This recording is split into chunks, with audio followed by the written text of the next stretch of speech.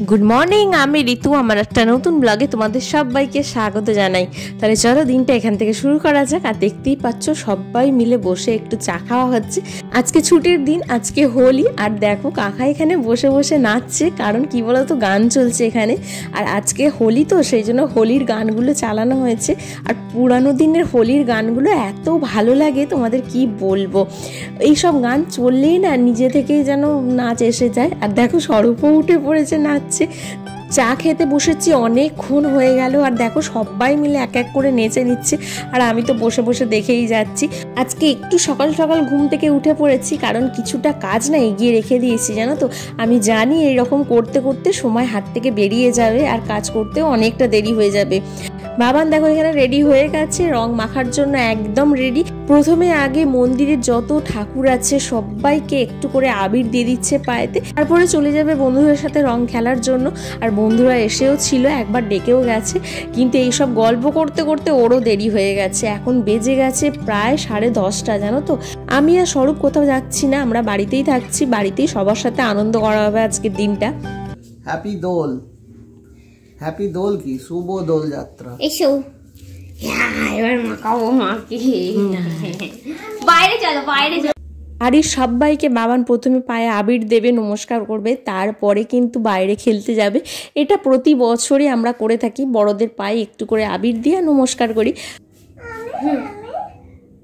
আমার পায়ে নয়, এক ফোঁটা লাগে, এক ফোঁটা লাগে, বেশি লাগে। হাতেও দিচ্ছে না। এখানে একটা, এখানে এতে ওই আর কালার হলুদ কালার দে, আপনি কালার দিয়েছি না, আমি কালার নয়। আচ্ছা এটাকে ভালো করে টানি। আমি কি জ্বালাইছো, ওটা দিতেই হবে না, ওটা দিতে নেই। ওটা দিলে অমঙ্গল হবে। ঠিক আছে, ওই কালারটা আমি নষ্ট করব না, ওটা প্রথমে আমি লাগাবো। ঠিক আছে, কেন হিস করলো? তোমাকে মাখানো হবে, আমাকে এটা সাজিয়ে দিই। কার পাল্লায় আমি পড়েছি। উঠে দাঁড়াও।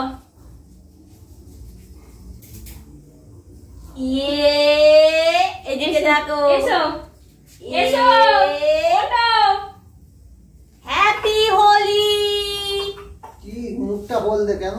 হ্যাপি হোলি। মা দাঁড়াও, আমি জিভটা বলতে। আচ্ছা হ্যাপি হোলি। তুমি না করো, আমি আয়নায় দেখেছো, আয়নায় দেখেছো।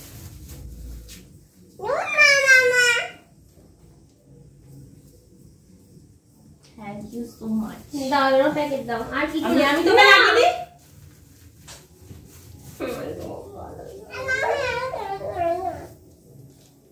হ্যাঁ ধন্যবাদ। এইটা একটু পরে যাতে রূপান্তর হবে, আমার ভেবেই খুব কষ্ট লাগছে। ধন্যবাদ। বেশ আর নয়, হ্যাপি আর নয়, এটা দিদি। আর নয়, অনেক গেরুয়া, লাগবে। গেরুয়া না, না, কালার। না, গেরুয়া টিপ দেবো, টিপ, টিপ। হ্যাঁ, ঠিক আছে। হ্যাপি হোলি। বাবা রোগ লাগাচ্ছে না। হ্যাপি হোলি।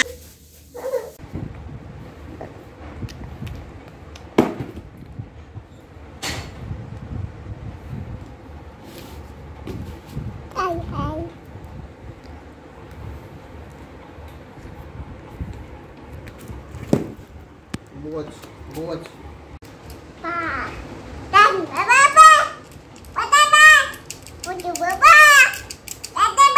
এ কি কি লোক দেখো, বসে বসে পিচকিরি দিয়ে জল দিচ্ছে। ওরম কেন?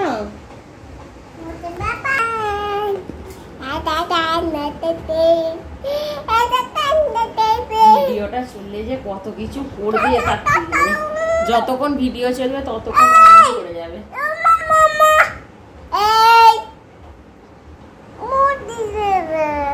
এই দেখো, এই দেখো, এই দেখো।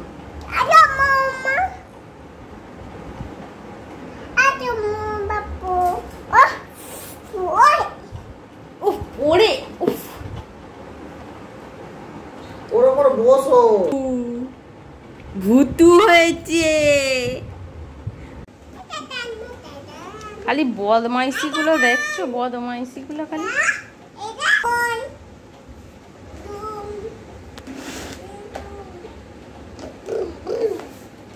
দোলেতে আমাদের এখানে পুজো হয় জানো তো, মানে মহাকালের পুজো হয়, আর সেখানে সবাই মিলে আমরা পুজো দিতে যাই। আজকে বাড়ির বেশিরভাগ জনেরই উপোস, আমিও উপোস করেছি, কারণ মালসা ভোগ দিয়েছি, সেই জন্য রান্নারও সেরকম কিছু ঝামেলা নেই। স্বরূপ, বাবান আর বুকান তিনজনে মিলে খাবে, মা আর আমি খাবো না, সেই জন্য রান্নার কোনো ঝামেলা রাখিনি। আজকে ডিমের ঝোল আর ভাত করেছি, ওদের ওটাতেই হয়ে যাবে। আর দেখো আজকে একটুখানি আমি রং করার জন্য ওপরে চলে এসেছি, কাজের যেহেতু বেশি আজকে চাপ নেই। আজকে সত্যি কথা বলতে কি রেগুলারের যে কাজগুলো সেইগুলো করতে একদমই ভালো লাগছে না, সেই জন্য মনে হলো যে একটু ফাঁকা এখন সময় আছে, চলে যাই একটু রংটা করে নিই, কারণ এই কাজটাও খুব দরকার। স্বরূপ কাঠের কাজ করে ঠিক কথা, কিন্তু রং করার দায়িত্ব আমারই থাকে, সেই জন্য না এটা কমপ্লিট করে স্বরূপকে দিতে হবে, তারপরের কাজগুলো স্বরূপ করবে। আর রঙের কাজ করতে আমার খুব ভালো লাগে, একটা আলাদাই আমি মনে শান্তি পাই এরকম রং করে। এটা তো তোমরা যারা আমার পুরানো ভিউয়ার্স তারা তো জানোই যে আমি রং করতে ভীষণ ভালোবাসি।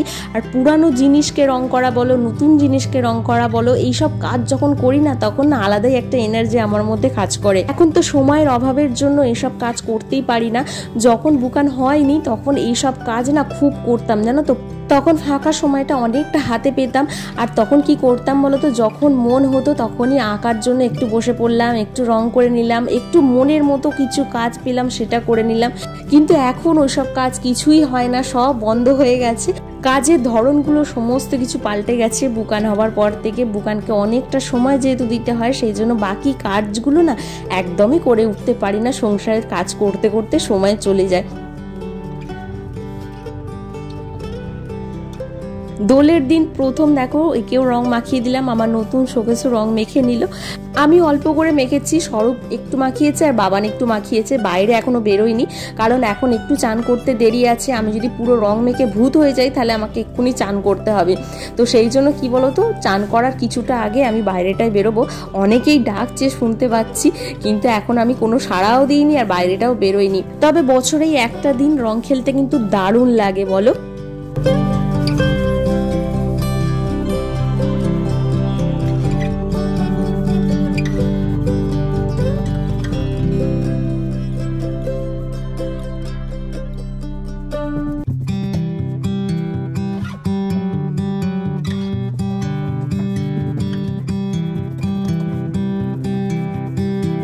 কাঠের শোকেসটা দেখছি আর ভাবছি স্বরূপ কিন্তু দেখো কাজ না শিখে কত সুন্দরভাবে কাজটা করেছে। ওর হাতের কাজের কোনো জবাব নেই জানো তো, কেউ বলবে না যে ও কাঠের কাজ কিন্তু কোনোদিনও শেখেনি। এত সুন্দরভাবে জিনিসটা করেছে, আমি তো দেখেই অবাক হয়ে যাচ্ছি যে ও কী করে মাথা খেলিয়ে জিনিসটা করলো। ছিল তক্তপোষ আর সেটাকে দেখো করেছে শোকেস। এখন বেজে গেছে 3:30, আর এই দুপুরবেলা আমরা যাচ্ছি মহাকালের মন্দিরে। আমাদের এখানে এই মন্দিরটা মা কাল বাবার মন্দির নামে পরিচিত।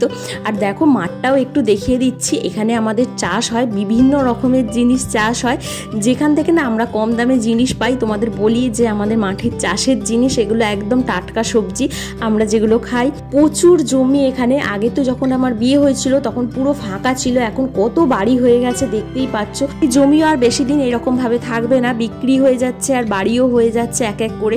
আর বাঁধাকপি চাষ করেছিল, বাঁধাকপি অনেক তুলে নিয়েছে, কিছু কিছু বাঁধাকপি এখনো আছে। আর কত লাউ শাক হয়েছে, খালি দেখো চারিদিকটা এত সবুজ, আর কি ভালো লাগছে এসে এখানে। কত লোকের ভিড় দেখো, সবটা আমি দেখাতে পারলাম না কারণ এত ভিড় হয়েছে, ক্যামেরা করাটা সম্ভব নয়। আর এখানে গান হচ্ছে তো হয়তো কপিরাইট ক্লেম এসে যেতে পারে, সেই জন্য গানটাও আমি শোনাতে পারলাম না। তবে এই সময়টায় প্রতি বছর এখানে এসে না এত ভালো লাগে, সবাইকার সাথে দেখা হয়।